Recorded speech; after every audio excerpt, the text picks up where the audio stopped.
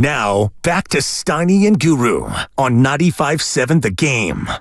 No Steiny. He's golfing. He'll be back Monday, but we got the man LK. Can I call you LK? You call me whatever you want. You ever have a nickname, or they just call you Krug? Yeah. Well, some of my friends call me L-Dog. L-Dog Grandy. Boy. I get a lot of K-Man, Krug, whatever. I like the bumpers, man. We're a little 50. Look at that. You were the man back in high school. Look at that, man. Like the Giants, a couple years ago, they had won 107. And now I don't know. I'm again, I like the youth movement because it feels like Ramos. That dude's an all-star. And Great guy, too. Great guy. How many times have we seen guy out of nowhere, baseball player, have a great first half, get rewarded the all-star game, which I understand, and then they kind of never live back up to that. But I don't expect that with Ramos. Dib said something the other day, kind of stole it out my notebook. Larry, he's made the adjustment to the adjustment. He's got no weakness. He can go to all fields. I love watching him play. I just do feel like the bus has left Matos. Not that he's done. I kind of wish somehow they could empower him and be like, you know what, you're going to play right field for the next 25 games. Go out there and kind of do. Like, I think he still has skills. And I hate that, when you see him now. Awesome wrist power. I mean, the power and the wrist. Eric Davis, it reminds me, when you throw it inside, how he could turn on that. That's a good call. That is a good call. He kind of reminds me, I'll even go old school. Give it to me. I'll go more old school. George Foster. Oh, my God. 52 homers for the Reds. I mean, the wrist strength of Matos is crazy. He just flicks it. Just flicks it out. I mean, Matos and Ramos, I love watching those guys. I'm with you, Larry. I'm thrilled that Ramos is doing it. I'm thrilled that they're finally giving him a shot. And he's a 5-tool guy, man. The guy's got bat speed, defense, got a great arm, but he's an incredible guy too. And it's amazing how baseball. It's like you gotta really, really love it. And they drafted this kid at 16, 17. He's 24. Yeah. They quit on him. He's quit on himself. I mean, you know what I mean? Saying this it adds to the story, though, man. This has been a long journey. A long journey. I mean, think about it. You're a first-round pick in 2016. Yeah. And here we are in 2024. So Farhan doesn't get credit for that. I mean, think about it. I mean, we're asking him, is Kuminga, still developing? I mean, Kuminga would be like, if this were a baseball player, he'd be like 6 years away from being in the majors. I mean, it's amazing what it takes to make it in the big leagues and what you have to, the resiliency that you must have to show to be able to. I mean, I interviewed Ramos Goo 2 years ago going into spring training.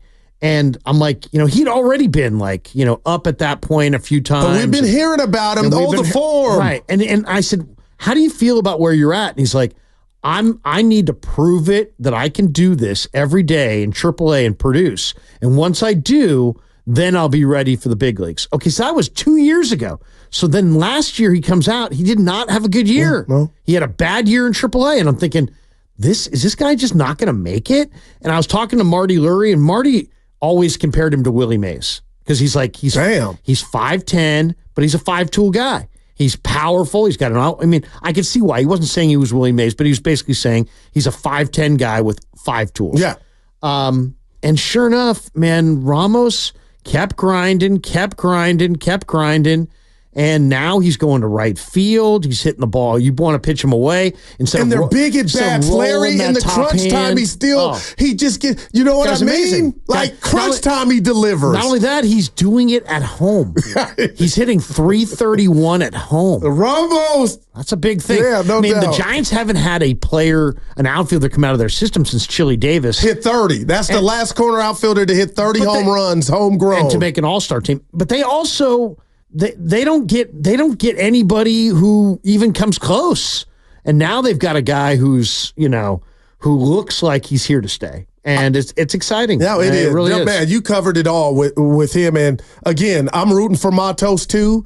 And hopefully he figures it out, and you could have 2/3 of your outfield. Just imagine with what Ramos is doing with Matos. Be patient, though.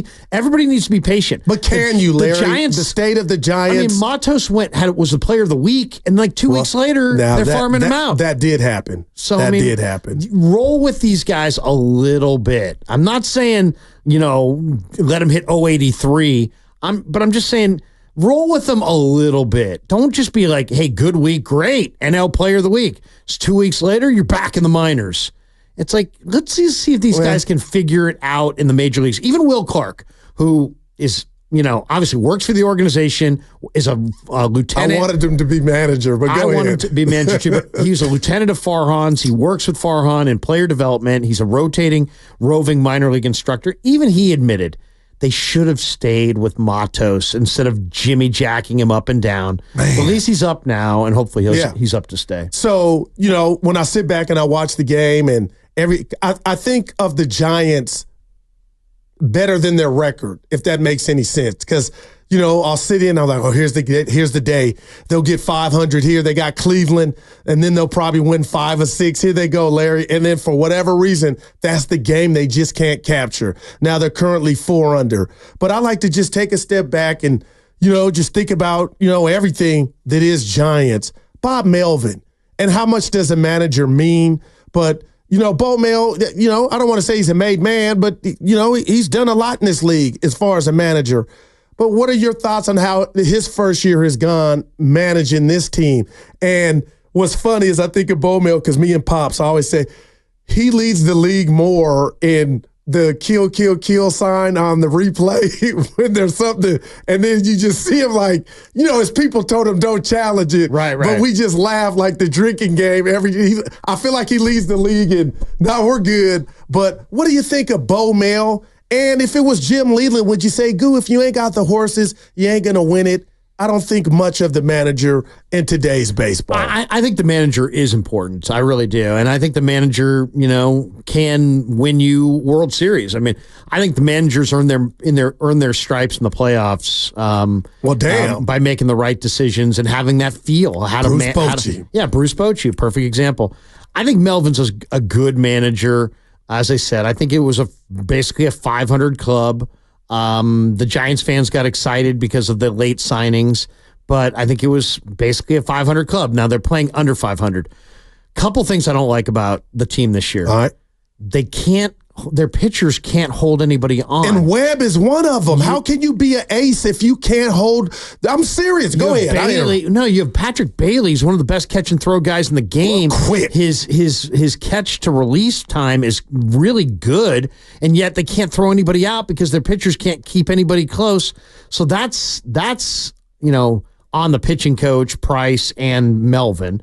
There's Melvin at times to me seems kind of low energy. I personally wanted them to go with Stephen Vogt. I wanted Stephen Vogt. I thought Stephen Vogt would have been a great manager. Doing great for Cleveland. He's doing great in Cleveland, but not that he would have done as well here because it's still about the talent. But I liked Vogt. I just thought he was a good blend of enthusiasm and a new that matters. Sorry, to me that matters. Yeah, and I just think he was smart. I think he was a good motivator. I think he was funny. I think he would have been a good manager. He's doing a nice job. But I mean, I liked the Melvin hire when they made it. I just wouldn't say I'm overly. I mean, he was not impressive last year, right? Like that Padres team. And you had I got you. Underwhelming. Yeah, but you had talent galore. Yeah, I mean they've got. He had clubhouse issues. We had a Pasoy problem here. He had ego, whatever was going on there. Right. But you hate to kind of lose that job. I know he's looking around filling out a lineup card like I had Machado, I had Tatis, I had Soto. Good God. Right. And it didn't work. Right. I mean, I like Melvin. He's got a track record of success. I think he's a better manager than Gabe Kapler. But I just don't think they have the horses. I mean, their rotation has at times been 2 starters deep. The pen's been ridden really hard. Defensively, they're not much, especially now without Lee in center. he gave them a great anchor point in center field. I like Ramos in center, but there are a couple times I watched a game just last week, his GPS to the ball, and they're like, oh, third and king, that's a crazy outfield. But it's like, damn, Larry, and I'm being overly, but some are like plop plop. I'm like, oh, he's Fred fine. Butler might have got that one. He's fine, but Lee was great. All right. So I mean, and then they miss Crawford at short. Their defense has not been as good as I thought it was going to be. I thought their defense would be better. Matt Chapman, though, Gold Glove OY1, that's coming. Chapman's been good. All right. And some of their guys are starting to heat up now. But come through the first half of the year, Soler didn't give you much. Chapman didn't give you much. Snell gave you nothing. Lee gave you very little. Wow. Hicks had a nice start, but overall, they're not as good as LA. They keep adding playoff teams in the National League because they're not of that. better than the Giants, Pirates right now. Well, and everybody has a story, Larry. You know what I'm saying? If we want to go with the injury bug, and it has happened, but you brought up something. I'm like, how can we not take him serious? But I love Logan Webb. And if you're going to say Gooey's going to keep people off base, him not being able to hold runners on won't rear his head. That's not real reality. But as great as I think Logan Webb is, Larry, I'm watching him on days like, dude, how can you not fix that? Because when you play big-time baseball and you got runners on, I mean, that's going to come back to bite the whole team. Yeah, I mean, you got to hold runners. And it ain't your catcher, just like you said, he's quick draw McGraw back there. Yeah, I mean, but he can't throw anybody out. Suddenly he can't throw anybody out because they can't keep runners close. So that's been a failure of their game for sure. The bullpen has been used heavily, and I do like Melvin's usage of the pitching staff a little bit more. He'll let guys go deeper. He's not quite as analytically driven as Farhan was or as Kapler was. But I just think that, their outfield, I mean, it's like they ran back to guys like Slater and Yaz when they went with the youth movement. As soon as those guys had a little bump in the road, it was like, let's go back to the guys that got us off to a slow start. So they're fourth place in a 5-team division. They're exactly where I said they were going to be. I said they would be better than the Rockies, worse than the Dodgers, worse than the Padres, worse than the Diamondbacks. And that's where they're at. And that's where they're going to be at. They're not going to finish 1, 2, or 3, but they're also not going to finish last. So I mean, they are clearly the fourth best team in their division. Clearly. Well, if the right on the table brought to you by Atco is, and Stoney brought this point up, I want to get your thoughts. So if Farhan was fired, what would that mean for Melvin? And I'm like, that would mean nothing for Melvin because I believe Farhan his job is not in jeopardy. And you can be like, dude, why? With Johnson speaking a little bit this year, and I just don't feel like there's any energy or luster for the ownership of the Giants to send that message like, yeah, we fired Farhan. The fact that he came back, I feel like bottom 3 years, Larry, and it bothers me. I could totally be wrong, and I hope I'm wrong because we don't see it and they qualify for the playoffs because then I would believe he's safe. But there's just something about my psyche when it comes to the Giants when I hear that name that Farhan went and the timing of those moves. They were coming. I was like, Soler, 30 over, okay, Chapman, okay, NL Cy Young a winner with Snell, and now it's just like, you got to proceed with caution when it comes to Snell and just pitchers. Ray, Cobb. I mean, Cobb was supposed to be back the first half of the season, I thought. It's so delicate. And now it's like, again, I got up and gave Blake Snell a standing O in my mind for going 5 innings. And I'm like, this thing, they're like one injury away from being one injury away of like, man, how could you even expect them to compete with, Duck, Goose at the starting rotation? And that's what it is until we see Ray back. And not just Ray back to where he's healthy, making 2 or 3 starts to where you could count on him like you used to. With the old rotation, when you talk about, Kane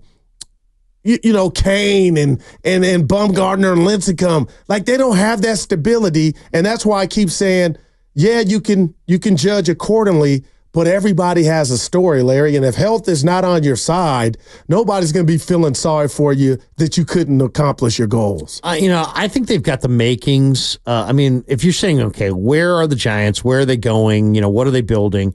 I think they got the makings of a really nice young rotation, right? You got Logan Webb, you got Kyle Harrison, To me, this kid Hayden Birdsong stuff. I just admit, I like him. The guy looks 11, but he's got great stuff. Mason Black has pretty good stuff. Carson Wisenhunt has a crazy changeup and it with the exact same action as the fastball. So I think he could be truly nasty. And there's even more behind those guys. So I think they've got the pieces for a young rotation. But you also now have Robbie Ray, Blake Snell, and Alex Cobb. Okay. Well, you got 3 veteran starters that if you wanted to, if you put those guys out there, the Giants, if right now Farhan held a presser and he said, you know what, we are going to take offers on Snell and Cobb and Ray. Let's just assume Cobb and Ray are healthy. They would get offers, and they might get attractive offers. So to me, I think signal to the fan base that you're giving up on going all in this year, or could you seriously step back and be like, okay, I understand that? I mean, last year you talked a huge game, and then you picked up A.J. Pollock, and then he did nothing, and you cut him. That did happen. So then you tried in the offseason, for hitters, and you couldn't get any hitters. So you still need those hitters that you tried for, but you just didn't land them. And I think this might be the better opportunity to do it, because I don't think the Giants fans can stomach another failed run in the offseason at Juan Soto or it's getting old. The Polar Bear or something like that. I just don't think so. Maybe the way to get around that or to avoid that is to try to use some of your, Marco Luciano or a couple of prospects that you have that maybe you are not quite as fired up about, and see if you can parlay a couple of those guys into a significant piece. So this is if the next the Willard model. This is if I'm asking the next 3 weeks don't go according to plan, and let's say you're 8 games, you're 8-10 in the next 18.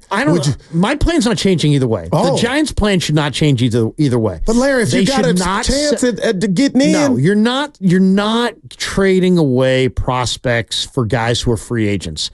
You can't do that anymore. You can't do that. They can't do that. I mean, they've got to go center on acquisitions that they have control over, because they don't know if they're going to be in the playoffs.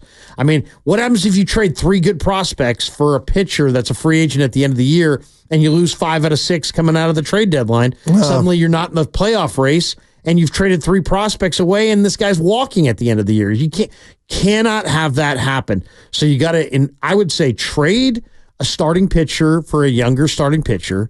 Look for those trades, and then maybe a reliever for a younger reliever. Can one of those starters be Snell? Yeah, I mean, you could. I mean, definitely. Wow. Blake Snell is a second half pitcher. He's a notorious second half pitcher. But you're still technically in it, Larry. You're 3.5 out of the 3rd wild card spot. Everybody is in it. There's only 2 teams that are out of it. Colorado and Florida are the only teams in the National League that are out of it, technically. So all I'm saying is trade for a cost-controlled bat. Somebody that is going to be here next year, so that you don't have to go into the offseason and say, we got to sign Soto, we got to sign this guy, we got to sign that guy. Because the reality is you're not going to be able to sign these guys. So, or, if you feel like you can sign a Polar Bear or one of these guys, and you could acquire them now and get a head start on that, that might be something to look at as well. But to me, you can't sell prospects in their situation. You might want to trade for prospects for guys that you control, but you can't trade prospects for any kind of pending free agent. I'll tell you what, Larry, they host Minnesota tonight, and I know Minnesota's good. No doubt. They got some good, couple young pitchers, and they can hit the ball. Correa looks like the guy that maybe they tried to sign. My point being, at minimum, Larry, you got to win 2 or 3. Now, if they don't, I'll come back and say, okay, they still got the second half. But we know the numbers. It's not 81 and 81. There's not a lot of games left like they were in the first half. But to end this first half, quote unquote, 6 or 7 games under, Larry, that would leave a bad taste in my mouth about them just, righting the ship and being what they were you were hoping they would be. The best part about this season thus far is Ramos being an all-star. And as Logan Webb going to the game, he deserves it. But Larry, I know you're laughing at me, but I just can't believe his inability, and I don't know where my head's been in the sand or whatnot, not to hold runners on. Because right now you'd give him the ball if they had a playoff series, but you get runners on, and if you don't get this right with a badass catcher who's got the quickest release, from hand to that's not good. And it's kind of the dirty little secret. And Webb could be, I'll keep him off base, Goo, don't worry. But no, people are going to get on base. But I'm like, can you truly be an ace with needing improvement in that area? And I think of who did the A's trade for from the Cubs? The lefty, and they were up 6 runs on Kansas City in the wild card game. The A's won. John Lester. Oh my God, that's what ended him. Right. They were just running like deer. I'm running a second. He couldn't throw to first base. He just stopped throwing to first base. I mean, come on, you just got to work on it. You just got to focus on it. By the way, Carlos Correa hitting 310, dude. 13 home runs, 47 RBIs. With a cannon in shortstop. He's on pace for the year. I mean, that's amazing. Yeah. Really. He is on pace for the year to hit, as I said, 310, but to finish the year with 23 home runs, 82 RBIs, 28 doubles. Carter and Grandy, honestly, I would love to hear from you. Do I sound like the ultimate front runner if I revisit the Correa? What if you had him now? Or it's like, come on, Goo, you're really reaching because he's having a hell of a year. He is having a pretty good season, but is he enough to make that big of a difference on this team? I don't know. Yeah, those numbers right there, Larry and Carter, I would take it. 310, 379 on base. And he's your future shortstop. He would have been. He's also some star power. Wow.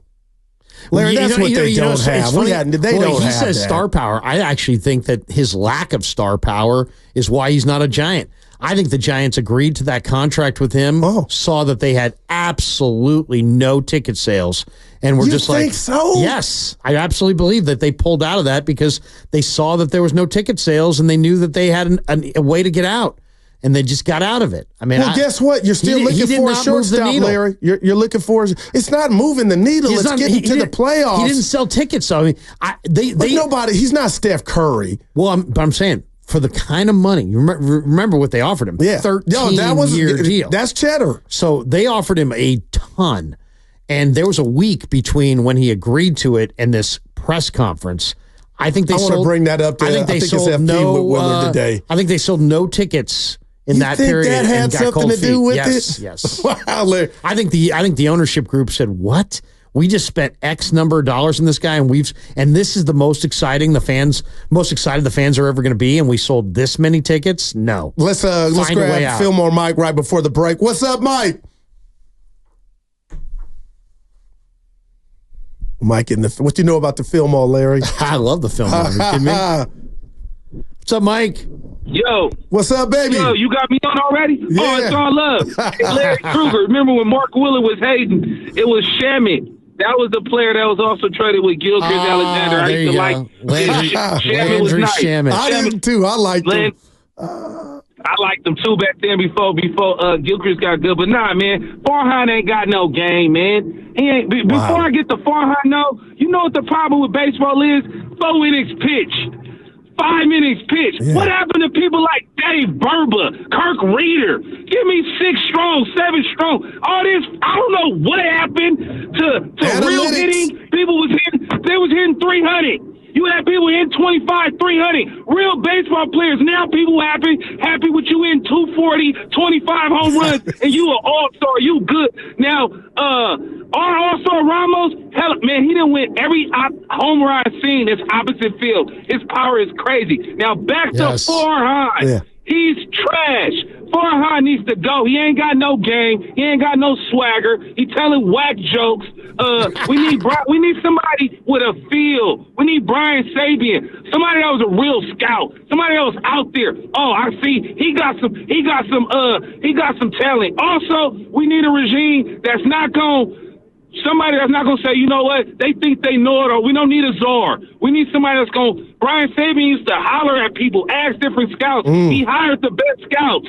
We need to get back to old school baseball, get some real baseball players in here, and stop playing with these average players and hitters, man. 5 innings pitch and we're happy, we're satisfied. Man, I miss the 90s so much. I love you, Mike. That's great stuff. But analytics. I know we're up against it. Analytics is the answer, right? That's why we don't see the top question? What's receivers. the question? Why you don't let pitchers throw 109? Do we have data that's really saying Larry's arm's going to fall off? And we got the Tommy John already being cautious with him. I'm with them. And now guys are in starting lineups. Larry batting 190. Oh, I know. It's 174 and they're starting. I mean, I'm like, hey, Mike Yastrzemski can't hit, and people are. I'm saying he hit in 220. People are like, 220's not bad. I'm like, what? You don't hear that 220. So now it's okay for your right fielder to hit 220. I mean, come on. Larry, when we on the other side, we're going to get into some Niners too. By the way, Juan Marichal in the Willie Mays thing the other day. Oh, that was incredible. Go ahead. 225 pitches in his start against Warren Spahn. I want to pick your brain on why we've gone away from that. 225 pitches. Just strong. That's when men were men, man. Now I don't know. Amazing. I'm with Mike though. Yeah, I am too. Download the Odyssey app directly from our QR code on both YouTube and Twitch. Brought to you by First NorCal Credit Union. For a low rate auto loan, apply online or just at First NorCal. Filming the dealer today. This segment was